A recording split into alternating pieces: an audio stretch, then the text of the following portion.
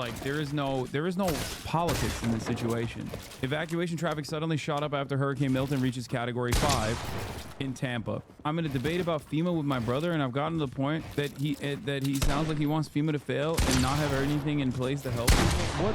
What do you do in times like this? In times like this, you unironically need FEMA more, because we're not going to do anything to like mitigate the way in which these extreme weather events occur, right? We're not going to do anything about climate change. We're not going to dial back our carbon footprint. We will drill, baby, drill.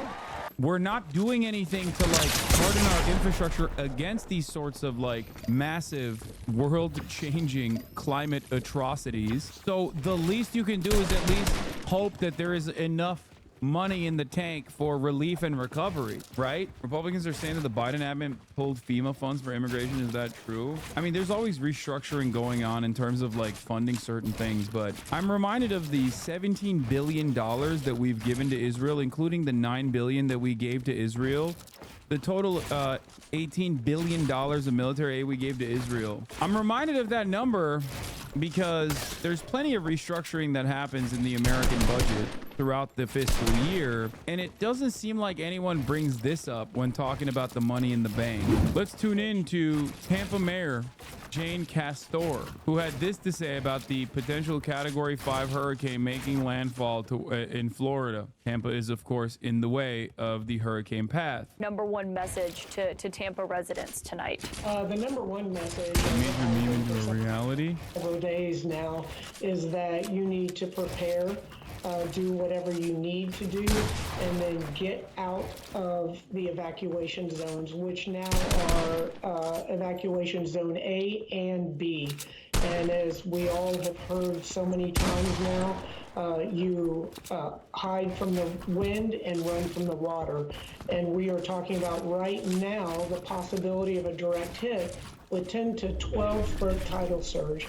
Put that in perspective, Hurricane Helene, which just left the Tampa Bay area a week ago, there was 6 foot storm surge, and that was literally devastating to so many in our coastal area. We have 126 miles of coast just in the city of Tampa. And so people need to be heeding that warning. And from the looks of traffic on all of our northbound highways, they're doing just that.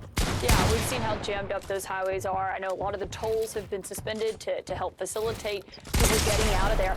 What would you say to people tonight who are saying, you know what, I'm going to ride this out, I've ridden others out. What would you say to people who aren't heeding those evacuation orders? Well, I can tell you right now that they may have done that in others. There's never been one like this. And this, Helene was a wake-up call. This is literally catastrophic. And I can say without any dramatization whatsoever, if you choose to stay in one of those evacuation areas, you're going to die. Oh my God.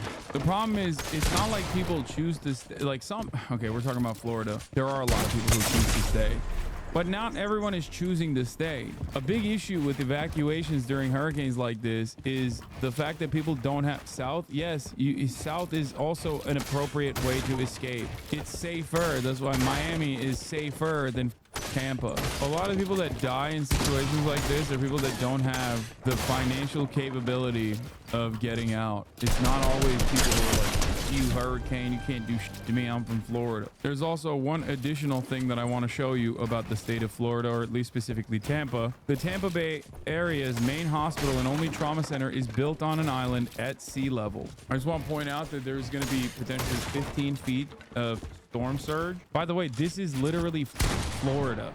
Everywhere in Florida is like this. If you're confused, what caused them to make this decision, like this is most of Florida. And let me tell you, they didn't do the Dutch move of like building it in a floating fashion or anything like that. My friend works there and is on emergency call. They have flood barriers that work to keep the hospital operational. Yeah, they usually have they will put up these like crazy flood barriers around the hospital. I've seen it in action during Hurricane Helene. How does Florida exist? They were like, look at this uninhabitable swampland.